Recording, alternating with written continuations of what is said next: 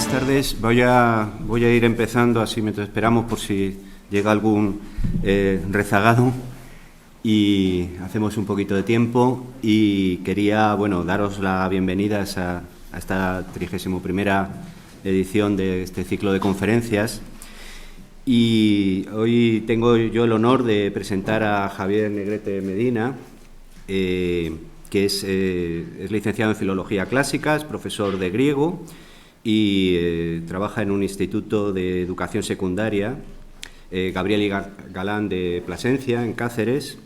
Y pues sí quería comentar que nosotros procuramos siempre en la SEC de Madrid pues ofrecer unas visiones desde todos los puntos de vista, ¿no? Ya de catedráticos o en este caso tenemos una doble visión como profesor de enseñanza secundaria y también como escritor de éxito, y creo que es fundamental la labor un poco divulgativa. Yo, en cuanto al currículo, la verdad es que es tremendo. Ha escrito un montón de libros y ha obtenido un montón de premios, pero él mismo me ha pedido que seamos lo más escuetos posible porque la parte más interesante será su charla. Entonces, él ha hecho novelas de género fantástico, histórico también, y ensayos de divulgación histórica. Y ha conseguido, sobre todo, especialmente algunos premios en España muy importantes, tal como el Minotauro o el UPC de Ignotus, que ha sido en varias ocasiones que lo ha conseguido. La verdad es que tiene un estilo, por lo que más o menos yo conozco, tiene un estilo así muy vívido, que engancha mucho, sencillo, fácil de entender, que creo que viene muy bien para esta labor divulgativa.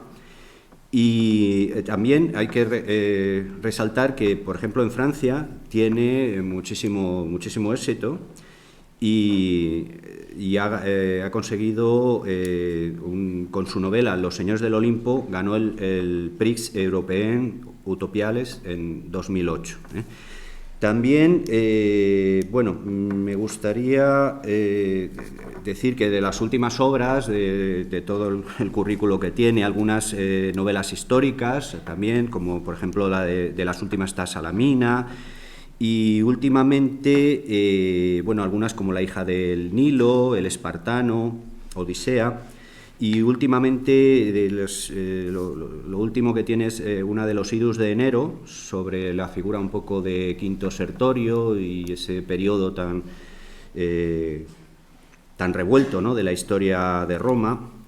Y pues esta es de las que ahora mismo están un poquito en promoción, ¿eh? Si ya queréis saber, tener acceso a toda su producción, pues tenéis también su web, que es javiernegrete.com, ahí tenéis las obras. Y pues yo no quería extenderme mucho más sobre esto, solamente pues indicar que hay una frase que me ha gustado mucho, que si me permite, citándolo a él mismo en una entrevista, que hablaba de que hay que atraer a la gente a la historia como lo hacía Heródoto, ¿no?, con un relato. Creo que es importante esa otra visión de la historia que engancha mucho, sobre todo a los jóvenes, que son un poco el futuro, si queremos seguir adelante. Y pues ya sin más dilación, le doy paso a él. Muchas gracias, Jesús. ¿Se escucha bien así, a esta distancia? Sí. Muchas gracias a todos vosotros los que asistís. Si me permitís la confianza entre nosotros, pues nos hablamos, nos tuteamos. Sabemos que griegos y romanos no conocían el tratamiento de usted. Gracias a la Sociedad de Estudios Clásicos de Madrid por invitarme a dar esta charla. Y veis ahí el título: Legiones contra Falanges. Esto sí que es un clásico y no el Madrid-Barça. Aunque se podría comparar. Está a ese nivel ya, Legiones contra Falanges, ya esa máxima rivalidad ya existía en la antigüedad, y no me refiero a los que combatían, de los que vamos a hablar durante esta charla, sino a los historiadores y a los teóricos que apostaban por un bando u otro o defendían las bondades y defectos de cada uno de esos sistemas. Esa rivalidad ha llegado hasta nuestros días.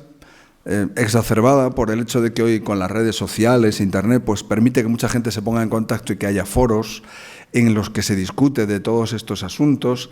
También discuten entre ellos las diversas sociedades de reconstruccionistas, llamémoslo, como le llaman en inglés, reenactors, que hay en todos los países, pero también en España.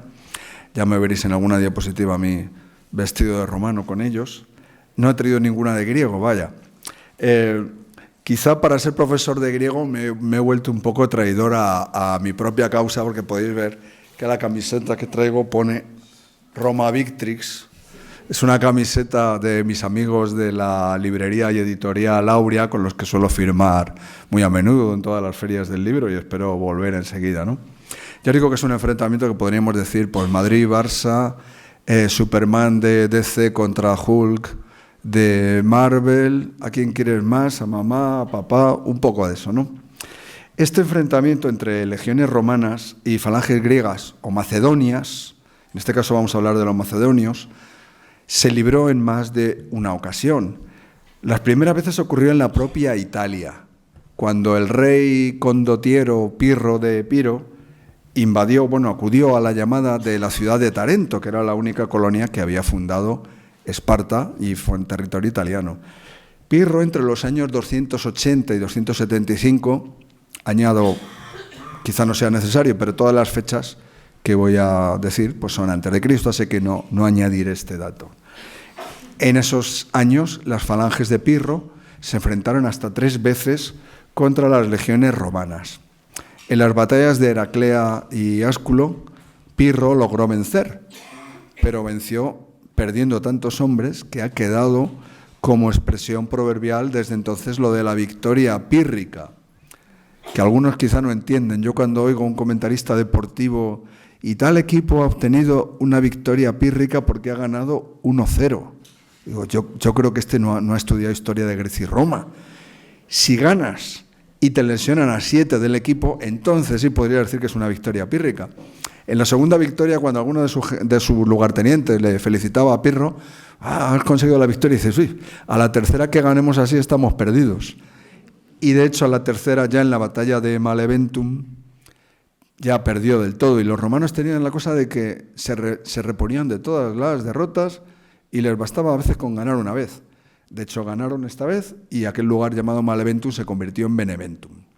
Pero bueno, no voy a entrar mucho en estas batallas porque todavía estamos hablando de una legión bastante primitiva. En realidad no se sabe muy bien cómo era esa legión, porque es principios todavía del siglo III a.C. Ya tenemos más referencias claras a partir de las guerras púnicas. Yo, de hecho, hago un inciso propagandístico. En mi novela Alejandro Magno y las Águilas de Roma, una ucronía en la que me planteo que el que invade Italia es Alejandro Magno, porque no ha muerto en Babilonia, pues me encontré con grandes dificultades para saber exactamente cómo funcionaban esas legiones. Tuve que extrapolar mucho. No estaba ni siquiera claro que usaran, por ejemplo, el famoso pilum. Pues di por supuesto que sí, pero es que todas las referencias son de autores bastante tiempo posterior. Y los autores antiguos tenían la tendencia, quizá inevitable, sobre todo en una época en la que la arqueología era menos, no existía como ciencia, pues tenían la tendencia a extrapolar lo suyo y pensar que todas las épocas habían sido iguales. Cuando Tito Livio, en su obra, hace referencia a Alejandro Magno, intenta una primera ucronía, simplemente son unos párrafos, diciendo qué habría ocurrido si Alejandro hubiera luchado contra los romanos. Y él está convencido de que Roma hubiera prevalecido. Pero claro, él está pensando en una Roma que ya es prácticamente la de Augusto. Es una Roma mucho más poblada, mucho más poderosa y con un ejército mucho más desarrollado. Entonces, como digo, pues pasaron la Primera y la Segunda Guerra Púnicas y terminados estos conflictos, es cuando Roma ya se vio embarcada en su guerra por el Mediterráneo oriental con Grecia y con Macedonia. Sobre todo hablamos de griegos, pero en realidad estamos en este momento, quien dominaba la política en Grecia eran los macedonios. Aquí tenemos un mapa que muestra cómo era la situación en la época de las guerras macedónicas. Ahí hubo varios conflictos, hubo hasta 3. Las más importantes fueron la segunda y la primera.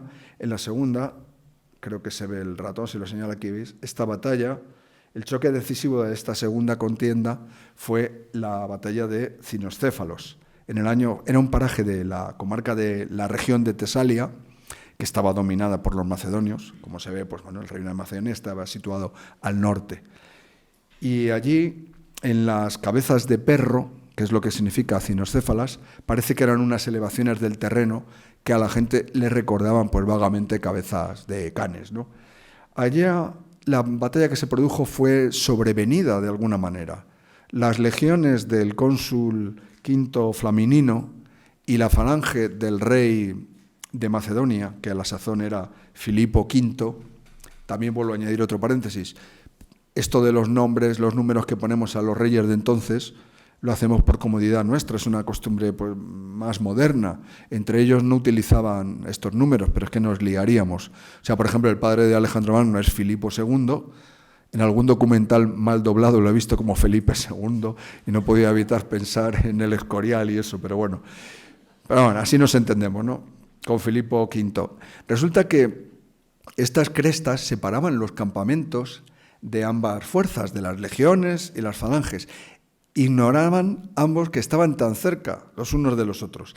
Y cuando las típicas fuerzas que exploraban el terreno y salían a forrajear, una labor que había que desarrollar todos los días, conseguir forraje para los animales, granos si se podía, agua potable, leña para los fuegos, pues como digo, estos forrajeadores tenían que repartirse por los alrededores de los campamentos de manera cotidiana.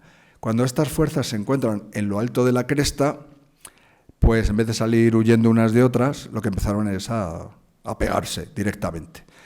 Y esto fue como una pelea de bar en que empiezas a llamar a que te ayuden. Como me recuerdan las peleas estas, estilo de las películas americanas, cuando luchan los de la Marina contra los del Ejército, por ejemplo, ¿no? Empiezan a llamar. El caso es que la cosa fue escalando y las falanges acabaron enfrentándose contra las legiones. Los romanos prevalecieron en esta batalla, pero de alguna manera los defensores de la superioridad de la falange podían decir es que no dio tiempo porque era en lo alto de una cresta y a la mitad entera del ejército de Filipo V la pillaron en orden de marcha, cuando la falange, ahora vamos a ver, tiene que estar desplegada de otra manera. Por eso, bueno, pues esa batalla la pasaré un poco por alto y porque si no, además, nos extenderíamos mucho. Tendrían que pasar 30 años prácticamente para que se diera otra batalla, que es la que dejó un poco zanjado el tema, y es en la que me quiero centrar, que es en la batalla de Pydna. Pero antes tenemos que presentar a los equipos rivales. Primero empezaremos con el bando griego, el que debería ser el mío, ¿no? Tenemos aquí un hoplita griego. Muchas de estas representaciones son de libros de Peter Connolly, unas ilustraciones estupendas. Otras las he sacado de libros de Osprey o incluso del libro de armas de Grecia y Roma, de mi admirado y buen amigo Fernando Quesada, catedrático de arqueología antigua, sobre todo de experto en armas, ¿no? Y también, bueno, la verdad es que gracias a todos estos libros se puede visualizar, las ilustraciones siempre son muy buenas para los estudiantes y para mí como novelista, pues ni os quiero contar, siempre me viene bien tener una especie de imaginario en la cabeza, ¿no? Esta sería una hoplita de época clásica, pero parte del armamento se mantuvo hasta el final y en el fondo el armamento de los soldados romanos más o menos se parecía. Siempre hay que tener armas defensivas y ofensivas. Si nos fijamos en el hoplita, pues tiene... El casco es el típico yelmo de tipo corintio. Este sí que se pasó bastante de moda. Aquí el hombre lo tiene así para atrás, como parece Pericles o la diosa Atenea en las representaciones, porque en el momento en que uno se calaba este casco, pues prácticamente solo eran los ojos, las orejas tapadas, con lo cual el campo de visión quedaba muy reducido y también para escuchar las órdenes y todo eso era complicado. Aparte, imaginemos el calor que metería estos cascos, eran de metal, aunque ellos se pusieran una cofia colchada para protegerse. Aún así, el metal cuando está unas horas al sol, pues ya sabemos que lo toca uno y quema. O sea que era un casco incómodo, aunque protegiera mucho. Es curioso porque, como yo también soy bastante friki de los cómics, Este casco, en el fondo, es el casco del supervillano Magneto, ¿no? Luego, si seguimos viendo, tiene una coraza, que es la típica, el llamado linotórax. Una coraza de lino. Y uno pensaría, pero si el lino es lo más fino que hay en el mundo. Parece ser que la manera en que lo confeccionaban, al menos por los que lo imitan hoy día, sería poner muchas capas de lino con cola, irlo pegando y prensándolo, hasta conseguir un grosor bastante considerable. La ventaja sobre otro tipo de corazas es que era más barato de producir que una de metal, pesaba menos, ofrecía cierta protección sobre todo contra flechas y demás, y como digo, y era más fresquito, ¿no? Adquiría tal rigidez el linotórax que las sombreras estas que tiene, en algunas representaciones de vasos de cerámica, vemos cómo se quedan así para arriba, o sea que había que bajarlas con cierta fuerza, ¿no? Luego tenemos el escudo, que es la pieza más importante y la que determinaba la táctica de los soldados griegos en una falange. Una falange, el nombre significa rodillo, como la forma que tienen las falanges de nuestros dedos, porque se ve que ellos pensaban que era como un rodillo que apisonaba al enemigo. Para eso tenían que estar todos ellos juntos, cubriéndose escudo con escudo. Aquí tenemos una representación bastante llamativa, ¿no?, de ese muro de escudos. La forma de coger el escudo se metía el codo, se agarraba, como vemos en esta imagen, con esa cuerda que rodea el escudo, se agarra con la mano, pero descansa en todo el antebrazo. Y eso permite repartir bastante el peso. Por otro lado, la concavidad interior del escudo, pues cuando no estaban peleándose en un momento dado formando, pues lo descansaban un poco en el hombro. Estas piezas pues pesaban de 6, 7, 8 kilos hasta 10, un poco dependiendo de cómo fuera el grosor, el tamaño, etc. Al agarrarlo así, sobraba por aquí la mitad del escudo. Y esa mitad era muy importante, porque esa mitad es con la que tú protegías a tu compañero, el que tenías a tu izquierda. Al tener el escudo, esta parte quedaba más desprotegida, que es la parte de la lanza, la parte ofensiva, pero contabas con la protección, como digo, de tu camarada de filas. Por eso había que mantener la cohesión de la falange, esa era la clave mayor, y por eso ser un ripsaspis, el que arroja el escudo, pues era algo de lo que el poeta Arquíloco, por ejemplo, él presumía un poco como mercenario, que era, ¡ay, dejé el escudo, alguien lo tendrá, pero yo sigo vivo! Pero si uno era espartano, por ejemplo, pues no podía permitirse ese lujo porque lo condenaban al ostracismo en el sentido actual del término, al aislamiento social, ¿no? Aquí tenemos la imagen del linotórax, como veis, con las capas para arriba. Esto sería una representación, es una copia de una representación típica de los vasos antiguos, que salen todos corriendo muy en paralelo.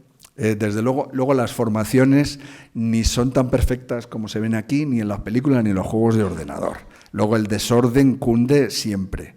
Yo no he estado en el ejército griego ni romano, pero bueno, hice la mili y comprobé el desorden que podíamos tener entre los 10 de un pelotón solo por ir por el campo. Las cosas nunca salen como se planean. Otra cosa que me hace mucha gracia, eso lo comento en clase, digo, observaréis que que está a la izquierda se le ha olvidado una parte importante de la ropa y de la armadura. Digo, ¿creéis que es realista? Y ya me dicen, no, es que a los griegos les gustaba mucho pintar a la gente enseñando desnudeces. Porque, vamos, solo hay que ver, cuando los futbolistas se ponen delante en la barrera, cuando van a sacar falta el enemigo, ¿qué es lo primero que se tapan? O sea, como para ir a la batalla así, de esta forma tan descuidada. La lanza, bueno, esta representación es curiosa porque además se ve que este soldado lleva unas escamas de bronce cosidas en el linotórax. En la parte más vulnerable de la armadura, pues muchas veces la reforzaban de esa manera. Las dos formas de empuñar la lanza, que también han dado lugar a muchos estudios sesudos sobre el asunto. Yo, por ejemplo, cuando escribí Salamina, pues me planteé que iban todos corriendo así contra los persas de esta manera. Esto permite lanzar, pero da muy poco juego de muñeca. Parece ser que la manera en que lo hacían era más la que se ve a la izquierda, es decir, con la palma de la mano hacia abajo. Permite mucho más juego para el brazo. Una pelea que también pongo en clase muy a menudo, que me parece que tiene una coreografía extraordinaria, es la de Brad Pitt contra Eric Bana en Troya, o sea, Aquiles contra Héctor. Se ve que ahí no hay trampa ni cartón, no está hecho a base de imágenes de montaje cortado, sino que se la han preparado y pelean agarrando la lanza de esa manera. Porque la lanza de los hoplitas griegos, aunque diga su nombre así, no era para lanzarla. No digo yo que no lo hicieran, si estaban muy desesperados, pero era un arma de choque. Tenían también espada, pero la espada para los griegos y para los macedonios luego era un arma secundaria, es decir, no practicaban tanto la esgrima. Está claro que podían ser peligrosos con ella, pero no era un arma con la que entrenaran demasiado, lo cual ya veremos que supuso un problema para ellos. Como digo, este es el hoplita griego y esto va evolucionando después de, bueno, ya en la época de Filipo y Alejandro, estamos hablando ya del siglo IV a.C., la longitud de la lanza se multiplica y en realidad más que una lanza se convierte en una pica, como las que luego utilizarían los piqueros suizos o los tercios españoles. Aquí he tenido que fotocopiar de este libro de Tabines de Peter Connolly, he tenido que escanear las 2 páginas del libro para que se viera la verdadera longitud de esta sarisa, el nombre que le daban los macedonios. Una pieza muy pesada que para poder empuñarla de esta manera y que sobresalga tanto longitud, tenía que tener una contera muy, muy pesada aquí, de tal manera que se pudiera equilibrar, porque si no se vencería para abajo. Aquí está dibujada, pero luego, a la hora de la verdad, por ejemplo, si nos fijamos en una reconstrucción, observaréis que se comba un poco, porque es que pesa muchísimo, ¿no? La madera en que la tallaban eran maderas duras, podía ser de cornejo o de fresno. Algunos de estos reconstruccionistas, uno que en concreto ha escrito un libro que es Legión contra Falange, habla de que, como suele ocurrir con este tipo de gente, muchas veces han servido en el ejército. Es gente muy aficionada a la milicia y el tío dice que está en forma, pero que cuando lleva 15 minutos con esto, que es que le tiemblan los brazos solo de agarrar el peso y mantenerlo en posición. O sea que era complicado. ¿Cuál es la ventaja de esta pica? Que mantienes al adversario muy lejos. Pero claro, lo mantienes siempre que formes parte de un despliegue en el que haya muchos a tu lado. Si tú tienes que manejar eso solo, estás perdido porque es algo, no puedes ni girar a los lados, enseguida te rodearían, ¿no? Aquí tenemos cómo sería la forma de un batallón de sarisas. Esta imagen está sacada de la película de Alejandro Magno de Oliver Stone. La batalla de Gaugamela me parece una reconstrucción extraordinaria.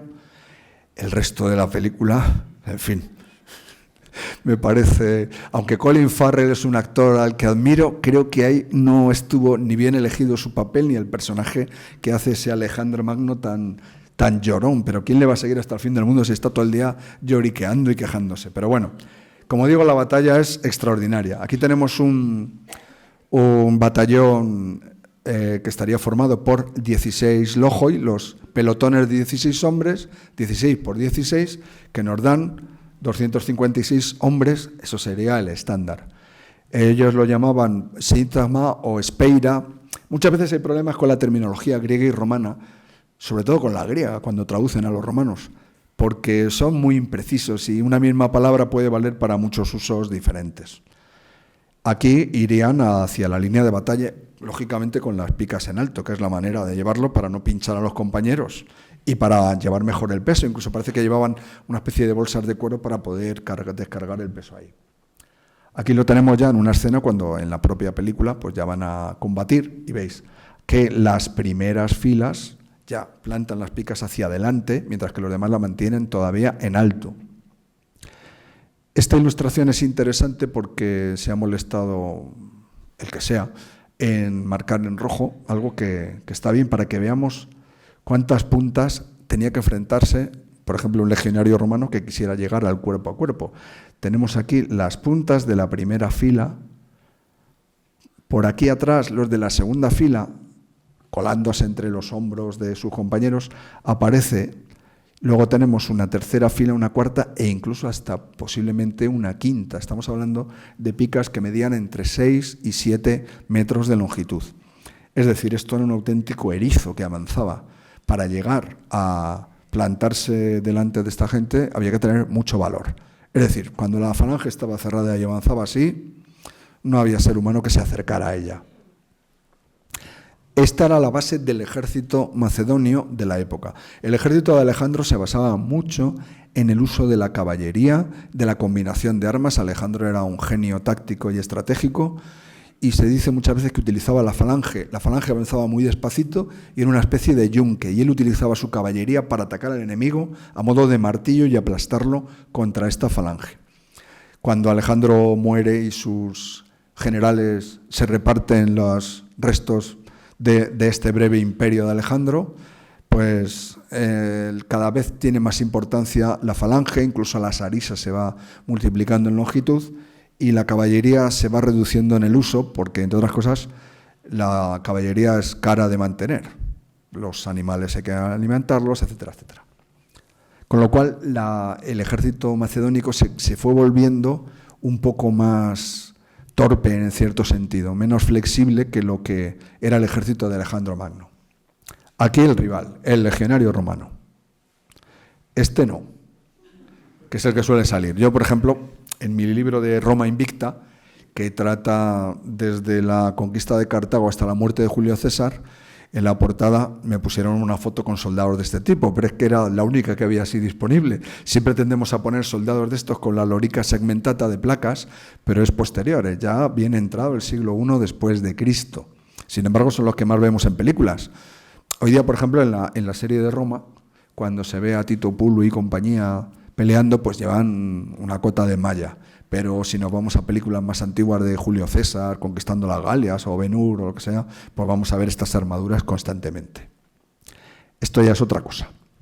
Este sería un legionario más de la época. Lleva una cota de malla, aquí se ve un detalle, es una armadura que se hace con un montón de anillos trenzados. Pueden estar más o menos tupidos, según la cantidad de anillos que haya trenzados y lo apretados que estén, la protección será mayor o menor. Entonces lo tenemos movemos con la cota de malla, el típico escudo, que ahora vemos cuál era la construcción, y el pilum, en este caso 2 pilum. La cota de malla, pues aquí como veis, pues la he llevado con estos amigos de la Legión Nona Hispana. Es una armadura que pesa, además es que cuesta, cuando la sacas de la bolsa, como tiende a irse para los lados, pesa como 10 kilos y parece que pesa 20. Luego, cuando te la pones en el cuerpo, yo entiendo que estos soldados estuvieran dispuestos a conquistar Macedonia, Grecia y lo que fuera, porque es que con ese peso es curioso, pero te sientes poderoso, ¿no? Al principio. Cuando llevas ya 15 o 20 minutos, lo que empiezas a notar son unas contracturas en los hombros muy regulares. Un truco que utilizaban era, y ya me lo explicaron los amigos legionarios de hoy día, pero es que lo hacían los romanos, era hacer una especie de embolsamiento con el cinturón, tirar un poquito para arriba, de tal manera que parte del cinturón apretaba peso en las caderas y no recargaba todo el peso en los hombros. Esto es un truco que también tenían que saber sobre todo los que servían en caballería, porque esto, al ir cabalgando, imaginaos los porrazos que pegan los hombros. Aquí tenemos a un portaestandarte de esta legión. La cota de malla había sido desarrollada por herreros celtas. Los guerreros celtas peleaban sobre todo con espadas largas, de menos calidad de forjado se dice que las romanas posteriores, y eran armas para golpear tajando, desde muchas veces los jinetes, desde arriba, o en general cualquier guerrero, y esos golpes, para protegerse de esos, por ejemplo, pues veis que esto lleva una hombrera, es decir, hay 2 capas de cota de malla para protegerse. La cota de malla protege bien para ese tipo de golpes. Por eso se puede ver, por ejemplo, que lo llevan los pescaderos y carniceros en la mano con la que sujetan el pollo o el pescado, y si se les va un porrazo, pues con un poco de suerte no se rebanan el dedo entero. Sin embargo, se supone que protege menos de los golpes punzantes. Una punta muy, muy aguzada podría penetrar entre los anillos. Podría. El portaestandarte de esta legión me dijo, no, esto protege perfectamente contra armas punzantes. Me sacó un puñal que tenía él, de romano, bien aguzado, y empezó, mira, ¡zar! Y empezó a clavárselo ahí. En fin, ya os digo que esta gente lo vive realmente, ¿no? Bueno, aquí veis otra vez un pilum. Este casco ya es bastante posterior a esta época. Tiene un reborde muy marcado por detrás, ¿Y esto por qué lo llevaban así? Pues porque se va desarrollando, los romanos tenían que tomar campamentos enemigos y fortalezas al asalto muy a menudo, y al subir por la escala les tiraban piedras y cosas de ese tipo. Entonces, eso permitía proteger la nuca, sobre todo, que era una zona delicada, ¿no? Este es un legionario, me temo que sería más frecuente en la época de lo que podemos pensar. La cota de malla exigía muchísimas horas de trabajo, o sea, esto era un dineral. En aquella época el ejército romano daba poquitos suministros a sus soldados. Los legionarios eran gente que iba con sus propios medios al ejército, y de hecho las clases más humildes no servían, los llamados proletari no servían en el ejército. Entonces muchos de los soldados se protegían con un triste pectoral de bronce, de hierro, de lo que fuera, a veces en forma de 3 discos. Bueno, con un poco de suerte, si el flechazo iba directamente aquí, pues se salvaban.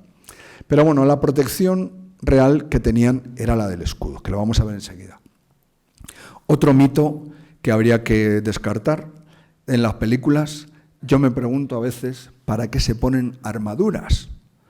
He visto una, por ejemplo, la de Centurión, de Fassbender, de este actor que va a sacar ahora una película, o en la de Troya. En Troya se ve como Menelao se acerca a Héctor para matar a Paris, a Orlando Bloom, y entonces saca Héctor la espada, y con la espada no es que le pinche el cuerpo, no es que atraviesa la armadura, le atraviesa ese pedazo de cuerpo que tiene el actor Brendan Gleeson, que es así, y sale la punta de la espada por el otro lado de la armadura.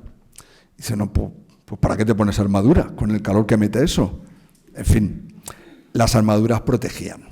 Luego, que conste que hay gente que hace estudios, que he utilizado yo en mi última novela de Los Idus de Nero, de cuánto penetra una espada romana en la carne desnuda.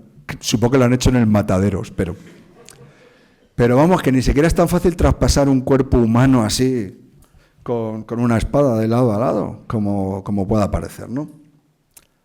Por supuesto, lo de las flechas. Las flechas eran un arma que sobre todo hostigaba mucho, pero los hoplitas griegos o los legionarios romanos, protegiéndose un poco con el escudo y demás, podían salvarse perfectamente de esas flechas que llegan desde 40 metros y atraviesan de nuevo la armadura. No. Este es un escudo típico de la época, con una forma más o menos ovalada, curva, porque esa curva permitía que los proyectiles y los impactos pues no dieran en perpendicular, que era, ¿no? Entonces resbalaban un poco más. Este está hecho de listones en capas alternadas y se encolaba, y luego se protegía con una capa de cuero o de fieltro que se pintaba y se decoraba ya con motivos personales o de cada legión. Aquí, por ejemplo, pues tenemos otra imagen en que vemos a los legionarios. Este se ve que está ya guardando, ha sacado el escudo de la funda, muy apañado el hombre. Los legionarios tenían que cuidar mucho su equipo. Por ejemplo, el general Emilio Paulo, que es uno de los protagonistas de esta historia, era muy estricto con eso. A mí me recuerda esto de los romanos cuando estaba en la mili, que íbamos siempre con un trapo en el bolsillo para sacar brillo a la bota constantemente. Como te pillaran con las botas que no relucieran, arrestado. Pues a los romanos les hacían un poco igual. Así que por eso vemos a este que tiene el escudo bien protegido en su funda engrasada para que no se le estropee. Y tenían que sacar brillo al equipo, en fin, todo ese tipo de cosas. El yelmo que llevaban en la época era un poco de este tipo, el llamado Montefortino, algunos lo llaman de gorra de jockey, por parecido a los que van a caballo. No protege mucho la cara. Las carrilleras eran una pieza opcional, pero de nuevo es que hay que optar entre la comodidad y lo práctico y la protección. La protección sería ponerse una armadura de pies a cabeza como esta de Endera, que se ha encontrado de época micénica, pero que ni siquiera se dobla por la cintura. Aquí tenemos a un soldado arrojando el pilum, que es el arma ofensiva más típica de los romanos. Y lo que ocurre es que al escanear la imagen me he dado cuenta luego de que la he puesto al revés. Porque este guerrero es zurdo. Ser zurdo en la época no estaba bien visto en las legiones ni en las falanges, porque claro, tienes que llevar la misma uniformidad que todos los demás. Entonces, si andas tirando el pilum con la otra mano, le pegas un porrazo al compañero de al lado, o con el escudo no le cubres. Esto me recuerda cuando, pues en tiempos todavía, cuando uno era zurdo en el colegio, le decían que no, que tenía que aprender a escribir con la diestra, casi como que fuera la mano del diablo. Es curioso porque llevo un tiempo dando clase, pero no hace tanto, que a lo mejor hace 20 años, hablando con gente, con alumnos míos, me decían que en el colegio todavía les habían obligado a escribir con la derecha. O sea, no os penséis que esto es algo de los años 50, ¿no? Bueno, el pilum es un arma, como se ve aquí, que es una especie de jabalina, tiene una parte de madera y luego la parte así interesante que tiene es esta vara de metal, que aquí se ve, con una punta piramidal. Este es el diseño, como se encastra el pilum, con unos pasadores. Aquí hay sobre el pilum también hay tesis enteras sobre si el pilum se doblaba o no se doblaba. Este es un texto sacado de la Guerra de las Galias. Como veis, es uno de los primeros combates que libra César. A los galos se les dificultaba la lucha porque varios de sus escudos estaban atravesados y unidos por un mismo lanzamiento de pilum. Yo quiero entender que cuando dice varios de sus escudos, como muchos eran dos. Es decir, porque están solapados así y entonces el lanzamiento los puede dejar pegados. Como el hierro se torcía, no podían arrancarlo ni luchar con facilidad con el brazo izquierdo estorbado. Por lo tanto, muchos de ellos prefirieron, después de sacudir continuamente el brazo, desprenderse del escudo y luchar así con el cuerpo al descubierto.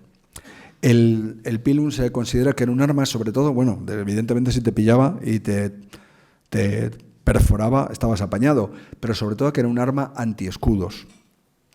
Se han encontrado, aparte de esto, pues restos de pilum, el plural ya sabéis, pila, doblados.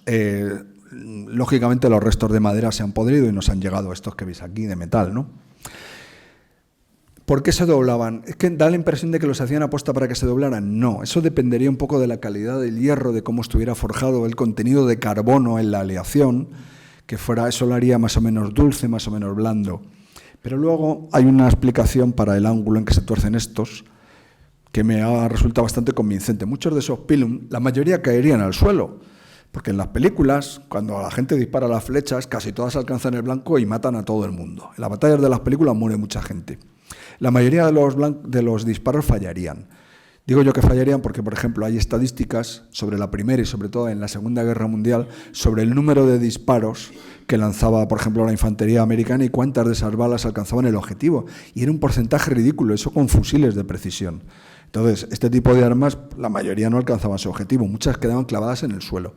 ¿Qué ocurre? Que luego, al pasar el propio ejército romano o el enemigo y encontrarse con esto, lo normal es que lo pisotearan o le dieran un golpe con el escudo, porque era un obstáculo peligroso, con lo cual habría quedado con ese ángulo de doblez, digamos. Como veis, esto del armamento, fijaos lo que da de sí para debatir, ¿no? Aquí hay experimentos de gente que fabrica sus pilum y los arroja contra blancos y atraviesan bastante grosor de madera. Además tiene una cosa, el peso estaba repartido de tal manera que no solo se quedaba clavada a la punta, sino que empujaba, y entonces si yo tengo el escudo, me va a sobresalir la punta hasta aquí, aunque no me llegue al cuerpo, yo no puedo estar con esa punta de metal pegada a mi cara. Y luego es casi imposible arrancarlo. La madera tiene cierta elasticidad, con lo cual se cierra un poco, y al tirar de esto la punta queda enganchada. Por lo que comentan los que han experimentado con esto es que incluso entre dos personas, uno tirando el pilum y otro pisando el escudo, no hay manera de sacarlo. Ahora imaginaos hacer eso mientras vienen los legionarios romanos a por nosotros. Conclusión, lo que dice César, hay que tirar el escudo. Con lo cual, la primera andanada de pilum, conseguía desorganizar bastante las filas enemigas. Con que se rompiera la unidad del muro de escudos, aunque no mataras a muchos enemigos, eso ya valía. De hecho, era un arma tan práctica que se siguió utilizando en el ejército romano durante siglos. Hay formas de llevar el pilum, esto sería para desfilar, aquí para usarlo a modo, como decía yo, lo de Aquiles y Héctor. Y esto tenemos un soldado con dos pilum, según Polibio llevaban uno más pesado y uno más ligero. Yo al escribir Roma Victoriosa, que hablaba un poco de esto, pues era muy escéptico con el hecho de que se pudieran manejar dos pilum, porque hay que llevar el escudo. El escudo se lleva con esta mano así, lo he comprobado con esta gente y el dolor de muñeca es terrible. El escudo romano era mucho más móvil que se convertía incluso en un arma ofensiva, más que el escudo de los hoplitas, pero eso es costoso. Entonces, si querías tirar los dos pilum, tenías que llevar uno aquí en la mano, el otro aquí, luego agarrar el que tienes aquí en la mano del escudo y arrojarlo. A mí eso me resultaba casi increíble, pero luego he visto vídeos de YouTube, como hay gente que practica de todo, y bueno, me he quedado alucinado de la habilidad que tiene alguna gente para hacer estas cosas. O sea que seguramente había soldados que con mucha práctica y con cierta coordinación conseguían hacer eso. Aquí tenemos un dibujo de cómo sería una centuria cargando. Seguramente están demasiado bien colocados y demasiado apretados, porque claro, es que para hacer el lanzamiento pues hay que tener un poquito de espacio. Una vez que hacían el lanzamiento, el siguiente paso, fuera un pil 1 o 2, veis aquí, era desenvainar la espada. Aquí lo tenemos representado en otro de los libros de Osprey. Esto sería precisamente, supuestamente, en la batalla de Pydna. Lanzar, desenvainar y a por el enemigo. Que todo esto se dice así muy fácilmente, pero hay que tener mucho valor para lanzarse contra alguien que tiene un arma terminada en bronce o en hierro y que está deseando explorarte las entrañas con esa arma. El arma típica, la espada, el gladius famoso, es un gladius de tipo Mainz, una de las tipologías. La que está a la derecha es un arma que se ha encontrado en un yacimiento, el hierro está muy oxidado, lo otro es una reconstrucción de estas que incluso se puede comprar por internet. La espada era conocida como espada, en aquella época, el gladius hispaniensis. Se consideraba que era de origen hispano, relacionado con los herreros celtas. Hay que tener en cuenta que también aquí en Hispania buena parte de la población era celta, ¿no? Hay una cosa curiosa de la espada romana, y es que se llevaba a la derecha. Pensemos en cómo llevaban la espada los espadachines estilo los tres mosqueteros, o en España, o los samuráis. La llevaban a la izquierda, porque el movimiento natural para sacar una espada es, si lo lleva uno a este costado, es llevar la mano así y hacer este giro al desenvainar. Entre el arte de la espada japonesa, el puro hecho de desenvainar es un arte marcial, el conocido como yaido, porque se supone que atacas y directamente degüellas al enemigo, ¿no? Estilo Kill Bill o algo de ese tipo. Pero ¿qué ocurre? Que el escudo romano era tan grande, era tan alto, que llegaba prácticamente hasta los tobillos, que habría chocado la mano, con lo cual había que llevar la espada de ese lado. Y el movimiento es un poco innatural, o sea, para sacar la espada hay que hacer así, tirar de ella y ya desenvainar. No es imposible, lo he comprobado cuando estuve sirviendo, parece que hubiera estado, me hicieron hasta montar guardia, ¿eh? El caso es que he comprobado que se puede desenvainar. Y una espada de una longitud que no es tan corta como parece. O sea, en la época de estos siglos finales de la República, las espadas eran bastante 60, 70 centímetros. Luego ya en época imperial se van acortando cada vez más. Hay que decir que la psicología de la espada en Roma era algo curioso, ¿no? Un texto ya bastante tardío, pero que habla de épocas pasadas, que es de Re Militari de Vegecio, habla de cómo a los romanos les enseñaban a herir sobre todo con la punta. Y él lo explica y tiene su razón. Dice que, por ejemplo, un tajo de espada, aunque puede parecer algo terrible, pero es una herida menos letal, porque al fin y al cabo nosotros tenemos nuestra propia armadura por dentro, que son los huesos, las costillas, etcétera, y esos detienen el golpe y puede hacer que, aunque haga daño, no llegue a interesar órganos vitales, mientras que una estocada puede penetrar entre las costillas y alcanzar pues, los pulmones, el corazón, etcétera, etcétera. Esto lo contaba ya Vegecio. Y además decía otra cosa, cuando los guerreros celtas con sus enormes espadas tenían que hacer ese movimiento, que estaban retransmitiéndolo prácticamente, dejaban al descubierto el costado derecho, con lo cual podían ser heridos. Mientras que la estocada, al fin y al cabo la vemos, nosotros se supone que vemos en 3 dimensiones, pero en realidad vemos en 2 dimensiones. La profundidad la deducimos. Todo movimiento que sea así nos cuesta mucho más pillarlo. Entonces la estocada es mucho más peligrosa en ese sentido, y era la especialidad de los romanos. Aquí tenemos legionarios entrenaban con... Este es un entrenamiento, he tomado la imagen porque me ha gustado, llevan armadura de placas, que no es de la época, pero bueno, puede valer. ¿Cómo entrenaban? Pues con escudos de mimbre que dicen los autores antiguos que eran más pesados que los auténticos. Yo esto tendría que ver cómo eran esos escudos de mimbre, como no estuvieran lastrados o algo, o tuvieran un núcleo de roble o lo que fuera. O sea, la idea era, si entrenas con armas más pesadas, luego cuando pelees con las armas ligeras, pues lo haces con mucha mayor facilidad. Y las espadas son de madera. En muchas películas también Hace poco, por ejemplo, en la serie esta del Señor de los Anillos, se pelean ahí entrenando con espadas de metal y cuando pegan el tajo lo detienen aquí, se ríen y les hace mucha gracia. Lo más normal es que se degüellen. Aparte que las espadas, si empiezas a hacer así, se mellan y se estropean y la gente cuidaba sus armas. O sea que los entrenamientos debían ser de este tipo. Como muestra de entrenamiento, esto es un resto de un cráneo de buey. Se puede ver que los agujeros tienen esa forma cuadrada de la punta piramidal. Esto lo utilizaban para arrojar el pilum. Es de suponer que estaba muerto el bicho, digo yo. Luego la formación, mientras que la formación de la falange era una línea así continuada, los romanos combatían en la llamada triplex aquis o triple línea, que ha dado lugar a muchas discusiones. Aquí tendríamos un primer manípulo formado por 2 centurias de los llamados astati. Luego detrás los príncipes y luego los triari. Formaban por grupos de edad.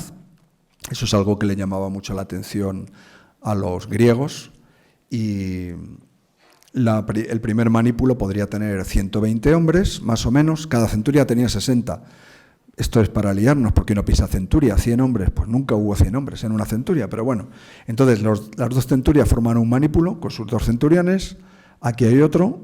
Y luego el de los triari era la mitad, eran menos abundantes, que eran ya los veteranos. Los triarios, si podían, no entraban en combate, que para eso llevaban hecha mucha mili. De hecho, cuando la cosa se ponía muy complicada, se decía res ad triarios venit.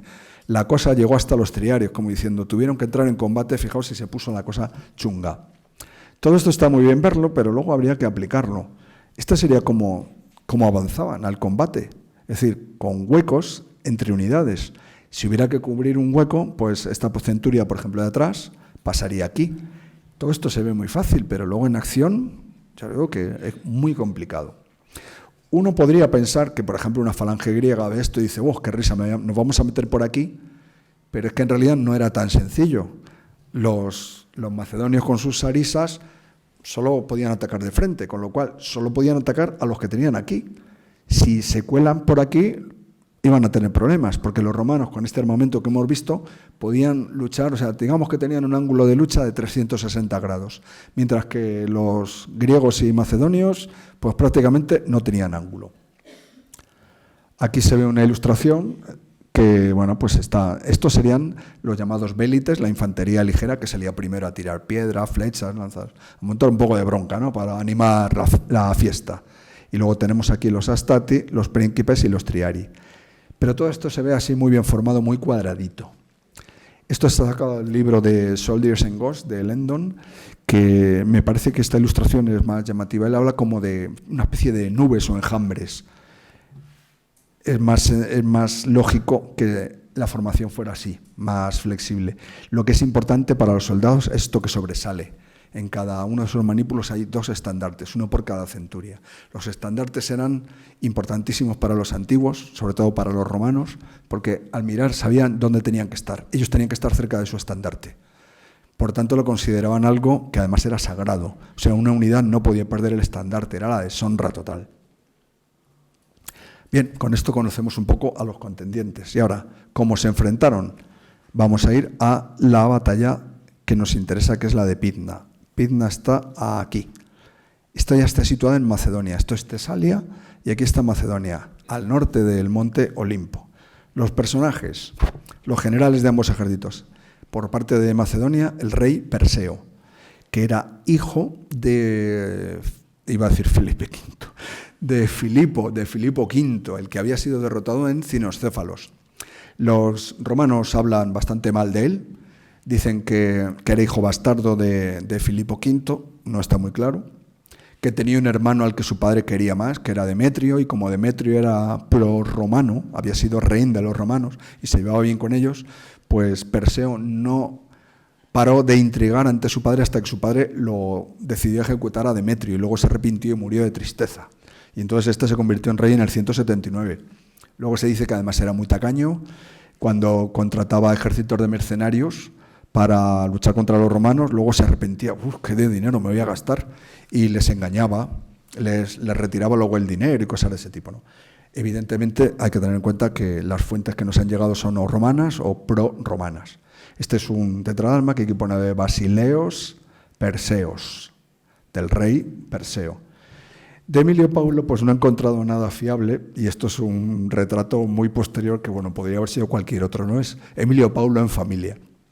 Es curioso la de la historia de la familia porque se casó un par de veces, primero con su mujer Papiria, de la que tuvo 2 hijos y 2 hijas.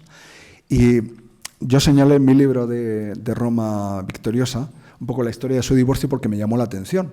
Le decían los amigos, ¿y cómo te divorcias de Papiria, que es una mujer bella, virtuosa, inteligente? Y él se sacaba una bota y les decía, ¿veis esta bota? Sí, sí. ¿Está bien fabricada? Sí. ¿Le veis alguna rotura, algún desperfecto? No, está perfecta. ¿Sabéis si a mí me hace llagas? Pues no lo sabemos. Dice, pues entonces, ¿sabéis si a mí me hace llagas en algo mi matrimonio? Y Plutarco, cuando cuenta la anécdota, lo que viene a decir es como a veces el matrimonio entre 2 personas que parece perfecto, sin embargo las desavenencias que puede haber entre ellos pueden hacer que no se lleven bien. A mí me llamaba la atención en el sentido de qué cotidiano y qué cercano en el tiempo es este tipo de anécdota, ¿no? En cualquier caso, parece que Emilio Paulo tenía un carácter de cuidado. Lo nombraron por segunda vez cónsul, cuando ya estaba planteada la guerra, con la tercera guerra con Macedonia. Lo nombraron cónsul por segunda vez. Él había sido cónsul años antes, tenía ya 60 años entonces.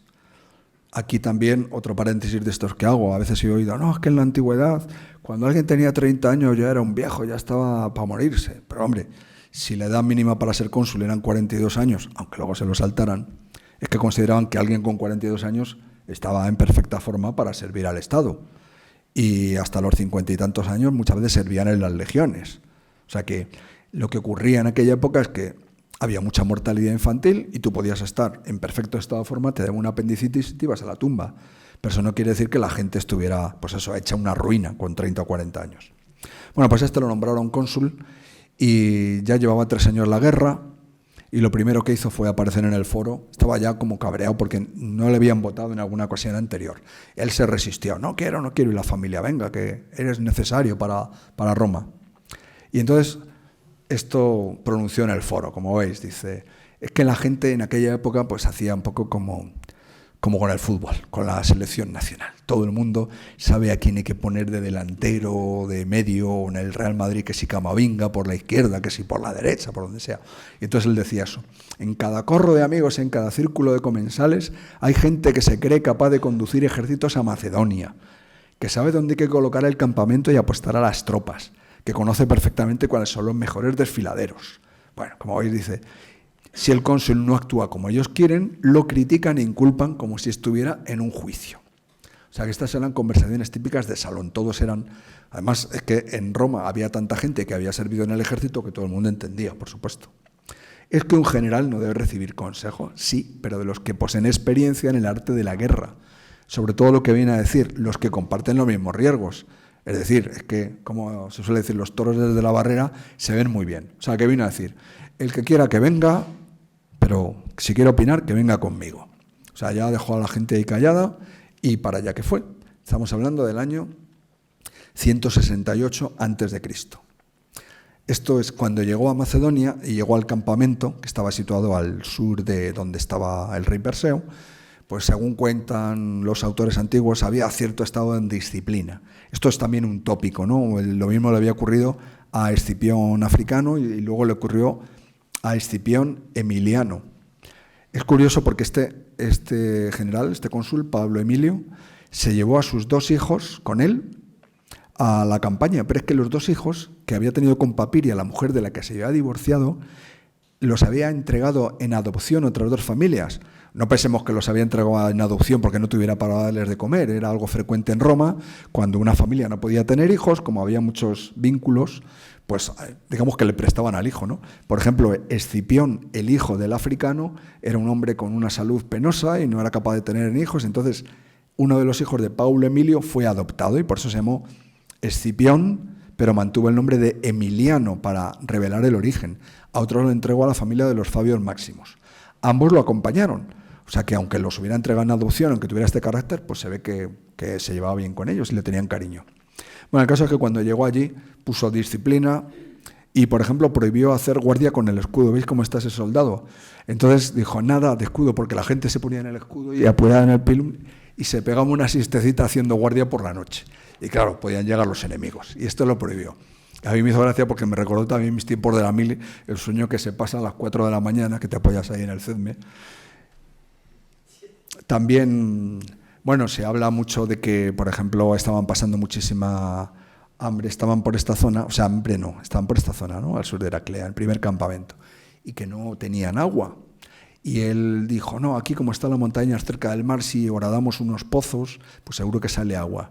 Y es curioso porque la vida de Emilio Paulo de Plutarco cuenta teorías sobre el origen de esta agua subterránea. Dice, hay algunos autores que piensan que hay ríos y corrientes subterráneas, podrían ser ríos o lo que llamaríamos acuíferos, pero dice, pero otros creen que en realidad es que al estar bajo tierra el propio aire, al estar sometido a la presión, se condensa y el aire se convierte en agua, que es estas teorías que tenían sobre los elementos los antiguos. Pero es que lo que más me llamó la atención es que dice, igual que hay otros que creen que la sangre, cuando a alguien le hieren, imaginemos ahí la estocada del romano, dice, al herirte, dentro la propia carne sufre una especie de proceso de condensación por la presión y se convierte en sangre. Esta teoría es como para flipar, pero es que es verdad que los antiguos tardaron en descubrir cuál era el mecanismo de la circulación sanguínea, ¿no? Bueno, cuando llegó, dicen, consiguió enseguida que el estado de moral del ejército mejorara, pero el caso llevaba 4 días, tampoco sería para tanto. A los 4 días, pues tiró con ellos hacia, perdona que a veces el ratón lo pierdo, ¿no? Aquí estaba situado el ejército de Perseo. Este es el monte Olimpo. Entre el monte Olimpo y el mar Egeo queda pues un paso más o menos estrecho. En tiempos de las guerras médicas, cuando Jerjes invadió Grecia, los griegos al principio pensaron en mantener esa posición y no la de las Termópilas. Pero esta posición tenía un problema, que es que el mar era mar abierto, por eso se retiraron a las Termópilas, porque cerca estaba el estrecho de Artemisio. Pero el caso es que de momento Perseo se había fortificado allí. Cuando se plantaron en el campamento delante de Perseo, pues comprobaron que no eran capaces de avanzar. Había un río ahí, el llamado río Elpeo, como le ocurre a tantos ríos de Grecia y muchos de España también, son ríos estacionales. En invierno, cuando hay lluvias, pues son ríos de verdad. Luego se secan. Pero el caso es que quedaba una torrentera muy profunda y con unas laderas muy escarpadas, entonces no podían avanzar hacia el norte y atacar el campamento de Perseo porque estaba muy fortificado y sobre todo tenía muchas máquinas de guerra con las que sembraba el caos entre las filas de los romanos. No es que los romanos no tuvieran máquinas de guerra, pero se ve que no habían traído tantas y tan preparadas como el del rey Perseo. En aquella época ya habían aparecido, pues en la época de Alejandro prácticamente, habían empezado a aparecer las llamadas máquinas de torsión y lanzaban piedras, flechas enormes, etcétera, etcétera, y tenían bastante precisión. Entonces lo que hizo él fue fingir, mandó a uno de sus generales, lugartenientes, Escipión Násica, otro Escipión, le dijo que, a ver, que pierdo otra vez el ratón, aquí, que fuera aquí como a Heraclea para embarcar con la idea, como había una flota también romana al mando de Cneo Octavio, pues con esta flota la idea sería puentear y aparecer en la retaguardia del ejército de los macedonios. Esta era una maniobra con la que intentaron engañarle porque cuando llegaron aquí por la noche, las tropas de Escipión Násica, al amparo de la oscuridad, empezaron a rodear el Olimpo con la idea de hacer una maniobra envolvente. La maniobra no acabó de salir bien porque cuando ya estaban casi llegando a las alturas del campamento de Perseo, pues fueron descubiertos, según algunas versiones, por algún desertor cretense. En las historias antiguas siempre hay muchísimos desertores, hay mucho tráfico de chivatos. Y otras, pues no, simplemente porque los vieron. Con lo cual, pues Perseo decidió retirarse con sus tropas y se retiró hacia aquí, hacia Pidna. Y allí fue en los alrededores de esta ciudad, en una llanura bastante amplia, donde estableció su segundo campamento, en una zona que era la más apropiada para desplegar a la falange. Como hijo de Filipo V, debía saber por qué había sido derrotado su padre y le debía haber recomendado: no despliegues tus tropas en sitios accidentados. Tiene que ser lo más llano posible para que puedas aprovechar el poder que tiene la falange.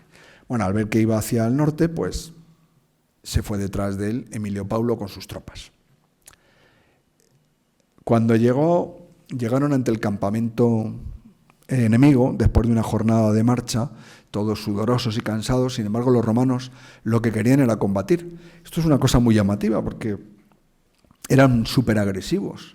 O sea, había que pararle los pies a los romanos muchas veces. Había un cónsul, fue varias veces cónsul, llamado Torcuato Imperioso. Me acuerdo que lo saqué de personaje en Alejandro y las Águilas de Roma porque me llamó la atención. Había dado la orden, cuando en una lucha contra los aliados latinos y demás, al pie del Vesubio, bueno, fue en la guerra contra los samnitas, creo, ahora estoy hablando de memoria, pero el caso es que dio la orden de que nadie abandonara las filas. Su propio hijo no soportó que uno de los enemigos saliera a hacerle burla porque era muy típico desafiarse unos a otros y salió montado a caballo como si fuera un torneo medieval, peleó con el otro y lo mató. Cuando vuelve todo orgulloso de su proeza, el padre dijo: yo había ordenado que nadie saliera de las filas. Y no es que le retirara la paga, es que lo ató a un poste e hizo que lo decapitaran a su único hijo. Eso es carácter romano, la verdad. Entonces, señala el autor Landon, cuyo libro de Soldiers and Gods, yo creo que lo han traducido aquí como soldados pero no me acuerdo si soldados y fantasmas, está traducido, ¿no? Que habla de los ejércitos de la antigüedad, ¿no? Y él dice que hay entre los romanos, desde antiguo hay una contradicción muy fuerte entre dos impulsos: la virtus, el valor guerrero, y la disciplina, eso es exactamente igual, ¿no? O sea, por un lado esa tendencia a abandonar las filas y a batirse en duelo individual contra otro guerrero, que era algo más frecuente de lo que parece, está ya en el origen de Roma, cuando los 3 Horacios luchan contra los 3 Curiacios, y luego la disciplina para obedecer las órdenes y no romper las filas, ¿no? Paulo Emilio, que era muy disciplinador, consiguió retener a sus hombres y mientras estaban mirando al ejército enemigo y estaban cociéndose al sol del verano, porque estamos al principio del verano, justo era el solsticio de verano. Entonces hizo lo típico, que es las filas de atrás, los triarios y sus ayudantes empezaron a excavar la zanja del campamento, protegidos por las filas anteriores, de tal manera que el enemigo, por un lado, no ve lo que están haciendo. Él ve un ejército desplegado sin saber que por detrás se están cavando y levantando empalizadas. Y una vez que está el campamento preparado, pues se van retirando a él. Luego ya, como si fueran niños pequeños, les decís: ¿ves cómo me tenéis que hacer caso? Y les explicó esto, por ejemplo: el campamento es la segunda patria del soldado, y la empalizada hace las veces de las murallas, y la tienda es para cada soldado su casa y sus penates, los dioses familiares. ¿Deberíamos haber combatido errantes sin un lugar seguro donde retirarnos, tanto si éramos vencidos como si resultábamos vencedores? Un campamento romano difícilmente era tomado, a no ser que el ejército fuera totalmente aplastado, como ocurrió en Canas, o que hubiera una traición, como ocurrió en alguna ocasión durante la guerra de Yugurta. Si no, aunque hubieran perdido, eran capaces de refugiarse y tener un segundo asalto, y en ocasiones, gracias a eso, vencían. Los romanos eran súper disciplinados. Cuando Pirro vio por primera vez un campamento romano, se quedó impresionado, como diciendo: vaya lío en el que me he metido, y dijo: estos bárbaros no son tan bárbaros. Bueno, al día siguiente, voy a quitar la imagen esta porque es un poco desagradable, parece una charcutería. Esa noche, curiosamente, uno de los lugartenientes de Emilio Paulo, un tal Sulpicio Galo, le dijo a él: oye, parece esta noche va a haber un eclipse de luna, mejor sería que avisáramos a los soldados. Y él reunió a los soldados, el tal Sulpicio Galo, y les explicó: va a haber un eclipse de luna, no os preocupéis, que no hay nada de los dioses, no ocurre nada raro, nadie se va a comer la luna, eso es porque la propia Tierra proyecta su sombra, habiendo luna llena, sobre la luna. Todo esto puede sonar un poco extraño, ¿no? Que fueran capaces de predecir exactamente que iba a haber un eclipse de luna no era tan fácil. Pero es verdad que ya había, desde la astronomía babilónica, pues ya se habían estudiado los ciclos de la luna y se podía saber cuándo había probabilidades de que se fuera a producir ese eclipse de luna. Además, los eclipses de luna se ven en todo el planeta. Un eclipse de sol sí que no habrían podido preverlo, porque eso solo se proyecta en determinadas zonas muy estrechas, determinadas latitudes, no llegaban a ese conocimiento. Entonces, cuando llegó el eclipse durante la noche, pues los soldados romanos pues se supone que no se asustaron. Eso sí, encendieron antorchas y aporreaban cacerolas como un ritual para que la luna volviera a aparecer. Mientras tanto, en el ejército griego, pues empezaron a pensar, vamos a perder porque un eclipse significa que un rey va a morir y va a caer, porque los griegos eran más supersticiosos. Bueno, esto cuentan los autores romanos y yo ahí no me lo creo, porque precisamente entre los griegos pues había mucho más conocimiento astronómico. El que tenían los romanos provenía de Grecia. Entonces, seguramente hubo gente en ambos ejércitos que se asustó y otros que no se asustarían tanto. Lo curioso es que luego esto lo cuenta Livio y dice que era la víspera de las nonas de septiembre, es decir, el 4 de septiembre. He dicho antes que era el solsticio de verano. Claro, el solsticio de verano, entonces se sabe que esto ocurrió entre la noche del 21 al 22 de junio. Si uno busca la batalla de Pizna en internet, encontrará que pone 22 de junio. ¿Qué es lo que ocurre? Que el calendario romano se desfasaba de vez en cuando. Entonces tenían que llegar los pontífices e introducir meses enteros. En este caso habrían tenido que introducir más de 2 meses intercalares. Esto hasta que llegó el astrónomo Sosígenes en tiempos de Julio César y le convenció para que reformara el calendario, el llamado Juliano. La cosa se puso en orden y ya dejó de haber tantísimos retrasos hasta que llegó fijaos, en un montón de siglos se acumularon simplemente días hasta que se introdujo el calendario gregoriano. El caso es que, bueno, amaneció el día 22 de junio, todavía seguía sin querer pelear el amigo Paulo Emilio, no lo veía claro. Entonces, esto lo he sacado de la película también de Alejandro. Hay un sacrificio y el sacerdote abre el cuerpo del buey, saca las vísceras y lo examina. Aquí, por ejemplo, lo que he puesto es un modelo de un hígado etrusco con sus diversas zonas, como según lo que vieran en cada zona, pues es un poco como estos rollos de la palma de la mano, ¿no? Y era la llamada aruspicina. El caso es que, bueno, vamos a quitar las tripas estas. Sacrificó hasta 20 bueyes, Paulo Emilio. Hasta el buey número 21 no le salió el presagio que le convenció y dijo, bueno, si la estrategia es defensiva podemos ganar. Él lo que quería era retener, no quería atacar porque no veía claro lanzarse contra la falange. Esta sería la situación en la batalla. Bueno, no sé si se verá muy bien, pero esto ya en plena batalla. ¿Qué ocurrió para que se planteara la batalla? Hay diversas explicaciones. Había pasado ya el mediodía y un contingente de aliados, los pelignos y otras tribus itálicas, los romanos siempre llevaban en un ejército consular 2 legiones y 2 alae, que eran como legiones de soldados aliados itálicos de diversas tribus. Y normalmente pues las tareas más fastidiosas se las mandaban a los aliados, para eso eran listos los romanos. Entonces estos pelignos estaban ahí forrajeando al lado de un río, de los pocos que había, que era verano, como digo, había muy poca agua, y parece que se les escapó una acémila, una mula. Y la acémila se metió al agua y entonces unos tracios que estaban enfrente, que eran del ejército de Perseo, entraron al agua para llevarse la mula, porque la gente se buscaba la vida aunque fuera en plena guerra. Sobre todo los que no eran, los auxiliares eran gente muy humilde. Los pelignos dijeron, ¿no vais a quitar la mula? Vamos. Y se metieron ahí y se empezaron a pegar con los tracios. Y de nuevo hubo como eso, mogollón de pelea de bar. Y empezaron a llegar cada vez más contingentes. Y cuando uno se quiso dar cuenta, la batalla estaba liada. Esa es una explicación. Otra explicación es que lo había hecho Emilio Paulo a propósito, lanzando un caballo contra las filas enemigas. Sin embargo, bueno, mucha gente cree que en realidad él no quería combatir en esas condiciones. Estaba esperando a que surgiera algún tipo de ventaja que le permitiera lanzarse contra esas filas de las arisas macedónicas. Pero como no había más remedio, vio que empezaron a lanzarse los hombres, sobre todo empezaron por esta zona del campo, que sería el ala izquierda del ejército romano, y ya dijo, bueno, pues ya no hay más remedio, venga. Formaron las legiones, aquí estaban en el centro, estos serían la legión 2 y aquí la 1 que estaba a su mando. Y aquí tenemos al ejército de Perseo que también salió y formó con sus diversas unidades. Y ahí se lió la batalla, como dijo.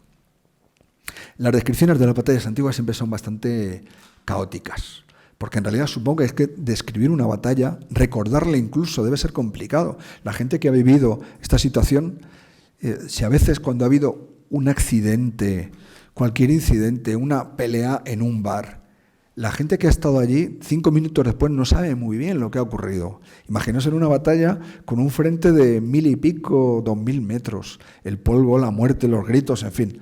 Entonces los relatos siempre son muy conflictivos. La pelea empezaría con los llamados vélites, que son la infantería ligera. Aquí tenemos a los vélites disparando contra las filas de la infantería ligera de los enemigos, de los macedonios. Siempre he visto ahora como el anticipo, el aperitivo de la batalla, y luego ya chocaban los dos ejércitos. Aquí tenemos cuando la batalla se generaliza. Esta es una ilustración estupenda de Connolly, que aparece, por ejemplo, en el libro de las legiones romanas, pero aquí aparece a pantalla entera. Entonces tenemos aquí a los soldados romanos. Veis que además muchos de ellos están con los pectorales, alguno que otro lleva la cauta de malla, y luego enfrente pues tenemos las picas de los macedonios. La batalla no empezó muy bien para los romanos. Esto, como pongo aquí, lo que veían los romanos. O sea, ahora imaginaos, es un dibujo, pero nos da idea de lo que podemos ver. Cualquiera se acerca a estos tíos con esa cara de mala uva y con esas picas. Entonces, al principio los romanos no eran capaces de penetrar, estaban teniendo que retroceder. Digo menos el elefante porque es que es curioso. Quienes tenían elefantes en esta campaña eran entre 25 y 34, visto según las fuentes, eran los romanos, porque se los había prestado Masinisa, el rey númida. Son elefantes, estos de los dibujos suelen ser un poco exagerados de tamaño. No es el típico elefante de la sabana, que es un animal enorme que nunca ha logrado ser domesticado. Es incluso un animal que el elefante de bosque del norte de África, una especie pues prácticamente está extinguida, y eran los que utilizó Aníbal en su momento. Y estos animales eran más pequeños, 2 metros, 2 metros y pico de alzada, a lo mejor en vez de 6-7 toneladas por 2 o 3, pero ya era un animal que causaba el pánico entre las filas enemigas. Perseo parece ser que o sus ingenieros habían desarrollado una unidad especial antielefantes. Lo que pasa es que si uno lo lee llama mucho la atención porque era como una armadura, o sea, no es que fuera una unidad con armas ofensivas, eran gente con una armadura llena de pinchos. Tal como lo cuenta, dice, o sea, tú te plantas delante de un elefante con una armadura llena de pinchos, te va a aplastar, ya veremos lo que ocurrió. Entonces, como digo, los elefantes estaban en el otro ejército. Perseo no tenía elefantes, los podía haber pedido a sus colegas reyes macedónicos de la zona de Asia, pero no es que se llevaran muy bien unos y otros, precisamente, ¿no? ¿Por qué pongo esto de los estandartes? Porque, por ejemplo, en la zona izquierda de la batalla, los pelignos estos que decía, no eran capaces de avanzar, estaban retrocediendo, las estaban pasando canutas, y entonces uno de sus oficiales cogió el estandarte de su unidad, lo agarró y lo tiró a las filas del enemigo. Venga, hay que recogerlo. Entonces ellos de pronto se sintieron avergonzados, tenían que recoger ese estandarte y se abrieron paso entre las picas como pudieron, sacrificando su vida para recoger el estandarte. Lo que pasa es que aún así los macedonios les volvieron a obligar a retroceder. Lo del estandarte era tan importante que, por ejemplo, cuando César invadió Britania, le recibieron, el comité de recepción en la costa, pues era un montón de guerreros celtas disparando flechas a lo loco. Los soldados no se atrevían a bajar de las naves. Y entonces llegó un portaestandarte y saltó con el estandarte a la orilla, y claro, todos se sintieron avergonzados y tenían que seguirlo. No se podía dejar el estandarte abandonado, eso era lo peor de lo peor. Con lo cual, por eso, bueno, he puesto aquí los estandartes. Veis que hay una cosa curiosa. Estos estandartes representan un toro, esto yo diría que es la loba, aparece en Rómulo y Remo, un caballo y un jabalí. Se dice, lo cuenta Plinio, por ejemplo, que antes de la reforma de Mario, cada legión tenía un estandarte diferente. Luego él unificó en las llamadas águilas. Como tantas noticias de la antigüedad, pues bueno, hay que tomarla así, como dicen, mica cum salis, ¿no? Esto es lo que verían los macedonios, a los romanos embistiendo contra ellos, ¿no? El combate, bueno, me ha gustado esta escena de la espada que tiene el jinete macedonio. Es llamativa porque refleja el sol. Por cierto, es una espada que es de otro tipo, es una especie de la llamada copis, una espada curva, que es más de tajar que de estoquear. Los elefantes. Esta imagen la he sacado de la batalla de Hilidaspes, pero podría valer para cuando los elefantes del flanco derecho, por fin, del romano, porque el ejército romano entró un poco en diagonal. Ya cuando entraron los elefantes, pues se supone que actuó la unidad antielefantes. Y aquí comenta algo muy curioso que me gustó Livio. Dice, en el centro, es que lo he puesto, era en otra cosa que lo he apuntado por aquí, hablaba de las innovaciones. Y venía a decir que las innovaciones de este tipo fracasaban habitualmente, que una cosa es ponerlo sobre el papel, los tiros del pincho, pero que luego la realidad. Y entonces no pude evitar acordarme de la frase del boxeador Tyson. Y dice, todo el mundo cuando pelea conmigo tiene un plan hasta que le pego el primer piñazo en los dientes. Y ahí se acaba el plan. Pues aquí llegaron los elefantes y arrasaron con el plan. Entonces todo esto fue dando un vuelco a la batalla. Las tropas romanas de todas maneras iban retrocediendo, pero lo bueno de las tropas romanas era que por su forma de combatir podían retirarse con orden. La falange macedónica era imposible que se retirara con orden, solo podían avanzar y muy despacio. Como fueran para atrás se desordenaban, se tropezaban unos con otros y se liaba, en fin. Mientras que los romanos con ese armamento eran, pues como digo, muy flexibles, se podían retirar sin perder la espalda al enemigo. Se fueron retirando y entonces el terreno se fue volviendo más accidentado. Estaba detrás el monte Holocro, no era que fuera un monte muy elevado, pero ya no era buen terreno para la falange. Y esta falange, la línea que tenía, se fue rompiendo. Como ya he dicho, yo comprobando lo poco que vi en maniobras militares de nuestro ejército en tiempos en los años 80 en el campo, la realidad muy diferente de lo que se ve en las películas. Así que no me extraña que se rompiera la falange. ¿Qué ocurrió? La acometida de la Segunda Legión dispersó a la falange. La causa más evidente porque se lanzaron muchos ataques y en muchos puntos. En el momento en que había aperturas entre las unidades de la falange, se colaban por ahí los soldados romanos, ya con su espada. Como dice, la falange es irresistible cuando es compacta y erizada de picas erectas, pero si a fuerza de ataques aislados se les obliga a dirigirse en una dirección y luego en otra, las picas, poco maniobrables, pues claro, son larguísimas, 6-7 metros y pesan mucho. Ahora imaginaos, empiezas a girar, te tropiezas con la pica del de al lado. Y entonces, como pone, aparte, les cundía el pánico, como oyeran que les atacaban por la espalda, pensaban que estaban perdidos. Entonces se descomponen como si vinieran abajo. Aquí, en esta imagen, en realidad son dos griegos, uno contra otro, pero fijaos, ¿quién va a ganar aquí? Pues yo creo que el de la lanza, porque el de la lanza, imaginaos si encima tiene una espada, se puede dedicar a dar vueltas alrededor del otro hasta marearlo. El de la sarisa está perdido. Lo más que puede hacer es tirar la sarisa y sacar su propia espada. Pero ¿qué ocurre? ¿Quiénes entrenaban esgrima de verdad durante años? Los legionarios romanos. Es decir, los soldados griegos en el cuerpo a cuerpo no eran rival para ellos. Y esto fue lo que decantó la batalla. Como pone aquí, a los romanos, pues eso, se infiltraban entre ellos, como si fuera el agua, una especie de erosión que los fue destrozando. Bueno, he pasado el caso es que todo esto ocurrió, se supone que en una hora. Puede parecer muy poco tiempo. Pasada la hora, los macedonios, el ejército se descompuso. El rey Perseo huyó a caballo con su caballería pesada, que no consta que entrara en batalla. Es posible que nos falten datos sobre el desarrollo del combate, pero el caso es que la caballería no participó y él se largó y dejó tirados a sus hombres. Se cuenta que murieron unos 20.000 macedonios y de los romanos unos 100 y algunos cientos de heridos. Yo también es verdad que estos datos, siempre que los leo, me los tomo, no me los acabo de creer. Por ejemplo, los 20.000 muertos se me hacen muchos. Hay cálculos sobre que en los ejércitos antiguos el número de bajas que se producían tampoco era tan alto. Una excepción podría ser la batalla de Canas, porque ahí los romanos se vieron totalmente embotellados por los cartagineses. Muchos de ellos debieron morir incluso aplastados por sus compañeros. Pero bueno, eso es lo que cuentan. En todo caso, la falange macedónica quedó destrozada, porque además los macedonios no tenían, los romanos daban la impresión de que tenían una especie de maquinita que dabas el rodillo y salían legionarios. Tenían una base de producir soldados que era increíble.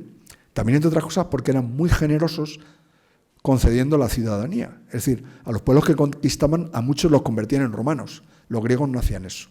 La ventaja de los romanos es que tenían una base de reclutamiento mucho mayor. Pero el caso es que, bueno, fueron aplastados en una hora. Cuando un ejército antiguo se rompía en desbandada y huía, era cuando se producía la masacre y la mortandad. Cuando la gente huía, daba la espalda y los perseguían, solía ser la caballería enemiga, y es cuando se producía la masacre. Y eso es lo que ocurrió en ese día, parece ser que en tan solo una hora. También hay que tener en cuenta que una hora de combate es mucho combate. O sea, realmente el cansancio, el calor, la adrenalina, el peso de las armas, se cree que muchas de estas luchas serían como pequeños asaltos, la gente se tomaba un respiro, etcétera, etcétera, ¿no? El caso es que Perseo se retiró, abandonó a sus hombres, se retiró a la isla de Samotracia con 400 o 500 mercenarios cretenses y algunos barcos, se llevó parte del tesoro porque eso parece que era muy agarrado, pero bueno, al final decidió rendirse a los romanos con ciertas condiciones. Los romanos decidieron acabar con el reino de Macedonia. Con Filipo V le habían permitido mantener el reino pagando indemnizaciones. Aquí dijeron, se acabó el reino. Así que se acabó esta tradición. E incluso pues, zonas que dependían del reino, como Iliria, todo eso lo convirtieron en provincias romanas. Los romanos tampoco eran tan partidarios de tener provincias, muchas veces preferían tener reinos aliados que les dieran impuestos y que les dieran soldados, pero en este caso prefirieron quedarse con Macedonia y con Grecia para ellos. Paulo Emilio regresó a Roma dispuesto a celebrar el triunfo, que era lo típico que se merecía después de esta gran victoria. Entre sus propios hombres hubo gente que le hizo la cama, decía no, que no cumple las condiciones. Se ve que había gente a la que le molestaba la disciplina tan exagerada del campamento. Uno de ellos era uno de sus legados, Sulpicio Galba, que no es el Sulpicio Galo, el del eclipse, este es otro. Pero aunque le hicieran la cama, al final consiguió que le concedieran el triunfo, 3 días, desfilando, 250 carros, llenos de riquezas. A los griegos les gustaba mucho el arte de Grecia, y como le gustaba tanto, se lo llevaban. Eran unos expoliadores natos. Así que todas estas obras de arte pues, se llevaron montones a su patria, a Roma. A veces arrancaban incluso los cuadros de las paredes, se llevaban las paredes enteras, con lo cual los cuadros no acababan en muy buenas condiciones. Entonces lo tenemos aquí, bueno, pues es una representación muy posterior y muy romántica de cómo sería el triunfo de Paulo Emilio. Si es verdad que había un esclavo que les decía, recuerda que eres inmortal, que autoras como Mary Beard en su libro El triunfo romano ponen esto en duda, el caso es que él debió pensar que tenía su razón, porque 5 días antes de esto, uno de los hijos que tenía su segundo matrimonio murió, y el otro hijo que tenían 14 y 12 años. El otro murió pocos días después, con lo cual se quedó sin hijos varones. Los otros los tenía entregados en adopción, algo que debió ser bastante duro para él. El caso es que de todas maneras sus relaciones con sus hijos fueron buenas. Cuando murió, unos años después, creo que en el 160, dejó la herencia a sus 2 hijos. Diréis, ¿las hijas? Bueno, a las hijas les dejaría una dote, ya así eran las cosas, ¿no? Y Escipión Emiliano cedió su parte a Fabio Máximo. Como digo, Escipión Emiliano, hijo natural de Emilio Paulo, se convertiría luego, por méritos propios, en el gran general que conquistó y destruyó primero Cartago y luego Numancia. Numancia era para menos, pero costó mucho hacerlo, ¿no? Fue un poco, esto dejó zanjada por fin la diatriba entre legiones o falanges. Ya no hubo más falanges que se enfrentaran contra los romanos. Y entonces el partido, como veis, pues al final habría que decir Roma Victrix. Y nada.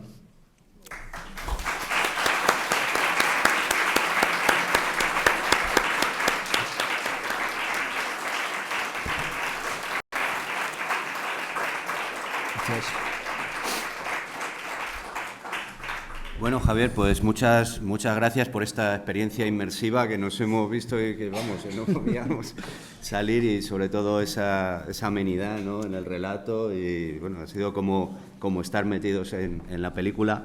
Y sí, bueno, no nos hemos quedado sin tiempo, pero creo que lo hemos aprovechado muy bien. Ha merecido la pena. Y no sé si alguien quiere comentar algo, hacer alguna pregunta, alguna cuestión, sí. Lo que has comentado desde cuando acaba la batalla y empiezan a rendirse, han perdido, a correr desfavorecidos, y que van a salir para matarlos, ¿no era mejor hacerlo como prisioneros y luego hacerlos esclavos de algo? Bueno, esclavizaban a muchísima gente. Por ejemplo, después de esta campaña, una de las represalias, por ejemplo, en el reino del Epiro, que sería la zona de la actual Albania, de donde había salido Pirro, el gran enemigo de los romanos, al que temían y admiraban a partes iguales, pues ahí Emilio Paulo pues esclavizó, según cuentan también, siempre muy exagerada, 150.000, nada menos. Pero en el combate a los guerreros normalmente se los cargaban. Cuando tomaban una ciudad enemiga, los antiguos en general, lo que hacían era matar a los varones en edad de combatir muy a menudo. Y a los niños y a las mujeres los esclavizaban. Después de hacerles lo que fuera, que mejor no entrar en esos detalles. La guerra era realmente dura. Pero a veces sí hacían prisioneros. Se cuenta que en la batalla de Cinoscéfalos hubo una de las unidades de los varios batallones de sarisas que había, que estaban en lo alto de la cresta, al ver cómo se había puesto la situación, levantaron las picas hacia arriba. Entre ellos, cuando estaban de esa manera, si subían las picas, estaban diciendo que se rendían. Sin embargo, los romanos no conocían ese gesto o no quisieron reconocerlo y los masacraron también. Los romanos eran bastante agresivos. En general, la reputación que tenían era de sembrar el terror. Hay también un texto que habla de cómo los macedonios y los griegos, al ver resultados de una de las primeras batallas contra los romanos, quedaron horrorizados de las terribles heridas que causaba el famoso Gladius Hispaniensis. A mí esto siempre también me lo he tomado con cierto escepticismo. No creo que las heridas de esa espada sean mucho peores que las de una sarisa o otro tipo de espada, un cuchillo o que te aplastes la cabeza con una piedra. Pero sí verá que es que los romanos hacían un poco de guerra psicológica a veces. Otro autor, ahora como hablo de memoria, creo que es Polibio, hablando de campañas en Hispania, dice que como los romanos cuando tomaban una ciudad y querían que el resto de ciudades se rindieran, o sea, aquí la clave era, si una ciudad abría sus puertas antes de que el ariete tocara el muro, se podían negociar las condiciones. Como te resistieras mucho, ya sabías que cuando entraras en la ciudad eso iba a ser una matanza terrorífica. Y contaba Polibio que en muchas ciudades había visto cómo los romanos mataban hasta a los perros. ¿Y por qué lo hacían? Por sembrar el pánico, para que... Era una guerra psicológica, era una forma de que otros decidieran no plantar batalla, que se rindieran, y lo conseguían muy a menudo. La verdad es que los romanos, pues, lógicamente daban mucho miedo a los ejércitos de entonces. Sí. En algunas de las estampas me ha parecido que había personas luchando, pero muy bajitos, ¿no? Pues no lo sé. O eran esclavos, No lo sé. Bueno, es que, claro, esto dependerá... Ah, no, es que este está como... Mira, es que este está... Este se está cayendo al suelo. Sí, bueno, puede... Bueno, hay que tener en cuenta también que los artistas que hacen los dibujos, que yo agradezco muchísimo este tipo de ilustraciones, yo creo que es muy, muy visual, nos ayuda mucho. Fijaos... Ah, la siguiente... No, es que estos... Yo creo que es que al escanear la imagen la he aplastado un poco porque los portaestandartes eran gente muy alta. Este que os digo de la Legion Honor Hispana, es que no me acuerdo nada del nombre, lo conozco mucho, lo sigo por Facebook y es militar. Pues es un tiarrón de 1,90, super cachas, que además no solo tiene armadura de cota de malla, tiene una armadura de placas y también tiene un equipo napoleónico entero, porque también las guerras napoleónicas las practican mucho. Hace poco, con motivo del aniversario de Waterloo, creo que se juntaron reconstruccionistas de toda Europa para representar la batalla de Waterloo. Ya digo que es gente muy curiosa, pero que, bueno, según Fernando Quesada, el catedrático de arqueología que conozco, que os digo, él dice que no hagan mucho caso a esa gente porque se vienen un poco arriba con sus experimentos y él no se acaba de creer lo que dicen y me dice, ten cuidado que eso es el reverso oscuro. Entonces, o sea que... Bueno, pues, sí, perdón. Sí, sí. El rey Leónidas de Esparta falleció con 61 años en las Termópilas. Lo que has dicho de que hasta los 42 años, en esa época un tío bien perfeccionado y en forma, yo creo que podía ser militar hasta que se le caían los dientes. Incluso sin dientes.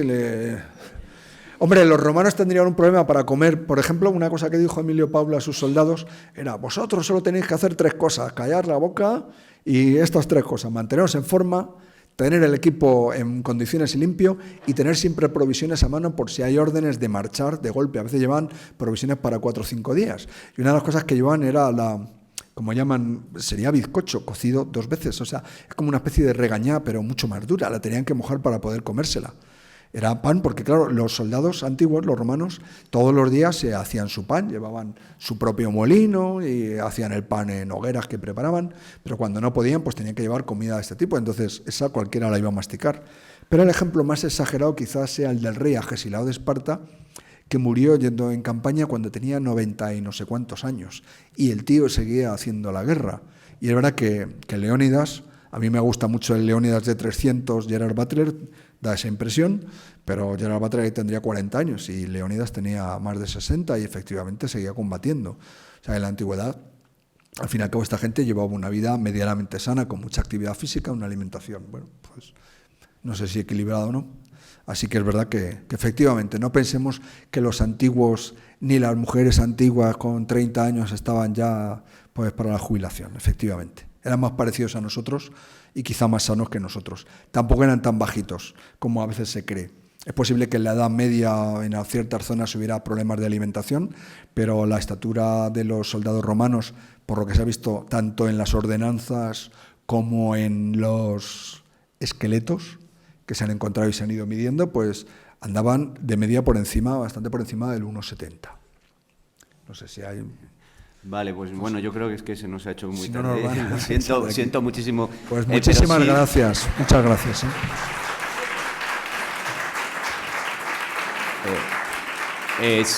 Sí quería comentaros que, bueno, tenéis ahí los libros de las últimas conferencias que ha habido, por si estáis interesados en alguno, y que la semana que viene, por si nos hemos quedado con ganas de batallas, que creo que estamos bastante saciados, pero bueno, tenemos el Torque ensangrentado, Roma y los galos, la conferencia que pronunciará Alberto Pérez Rubio, y bueno, y muchas gracias por vuestra asistencia. ¿Tienes el papeleo?